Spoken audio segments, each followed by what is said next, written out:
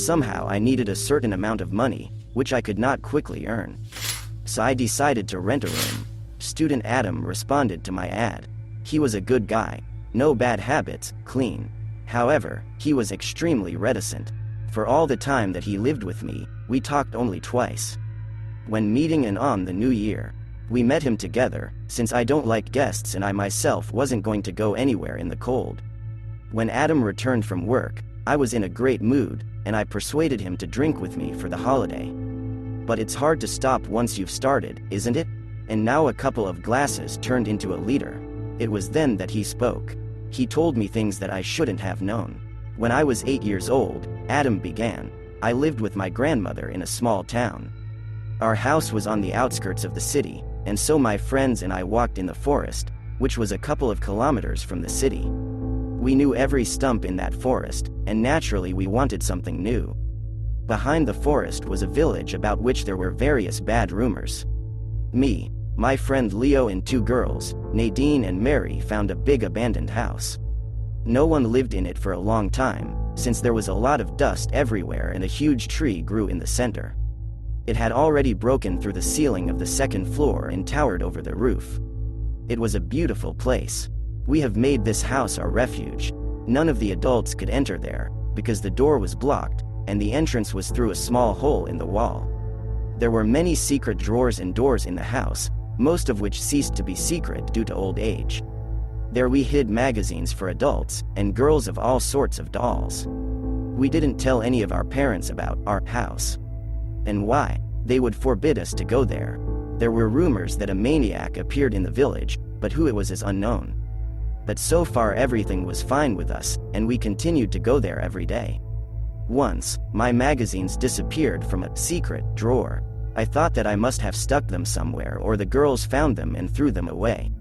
After a couple of days, the girls lost their dolls. Well, we went looking. Mary's doll was on the 2nd floor. It hung from the ceiling and it didn't have a head. Nadine's doll lay in a tub filled with gasoline. Who did it is unknown. But we decided not to go to this house anymore. And so the next summer the 4 of us play in the woods again. Leo offered to go to that scary house to remember everything, but we refused. Then he said that the one who loses at cards will go there and sit there until the evening. I don't know why the girls were overwhelmed, but they agreed. I was the only one who was against this idea, but there was no point in arguing. They played in pairs. The losing couple went into the house and sat there until the evening. I was scared, and not only for myself.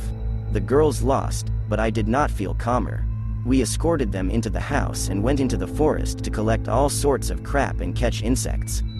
It began to get dark, but neither Nastia nor Marina was in the agreed place. Leo said they just don't keep track of time. We followed them. As we approached the house, we shouted, but there was no answer. Then we entered. It was a very bad idea, but we didn't know what to expect yet. Blood dripped from the ceiling. Leo was either braver or dumber than me, but he went first. And suddenly we saw that same Mary doll without a head, and next to Marina herself. Also suspended, and also headless. I ran downstairs, but either out of fear, or in general for unknown reasons, I turned into the wrong corridor. To leave the house, I had to go through it, pass by the same tub of gasoline in which Nadine's doll lay. I already guessed that there would be waiting for me instead of a doll. I walked slowly and could not help looking into the bathroom. I hoped there would be nothing. I approached slowly and quietly. I could smell the bad smell of gasoline. Looking into the bathroom, I saw what I was so afraid of. Yes, it was Nadine. There were bloody marks on her neck, as if she had been strangled with wire, and her hands were tied. I walked about 2 meters away, and suddenly the gasoline in the bath flared up. How it happened, I don't know. There was nothing nearby that could ignite. Then I ran out of the bath and ran the whole corridor without looking back. I felt something behind me. It was following me. I didn't want to know what it was. Running out of the house, my fear immediately passed, and relief came. And only then did I remember Leo, who had stayed there, on the 2nd floor. But I won't go there again. If Leo is still alive, then I'm sure he can get out. Still, he was faster, stronger and bolder than me, although my caution may have saved my life. I heard a scream. It was Leo. He called his mother, asked for help.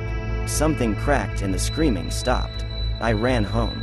Grandma was with her friend, so I had time to calm down, change clothes and pretend that nothing happened.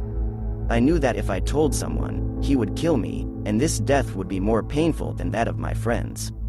Why did I survive then? It is the most terrible torture to live after what I have seen. I do not have friends. He sends me signs, he knows where I am, with whom I communicate. Why is he following me? I know things that shouldn't be known. I've seen things that shouldn't be seen. Me and my friends have been where they shouldn't be, and they've been punished.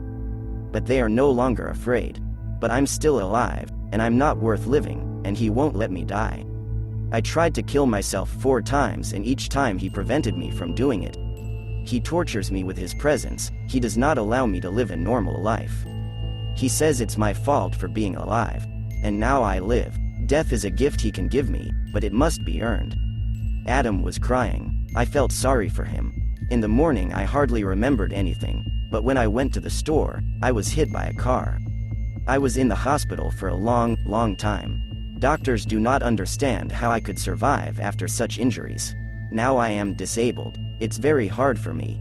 I would prefer death to such a life. But death must be earned. Thank you for your attention. Subscribe to the channel.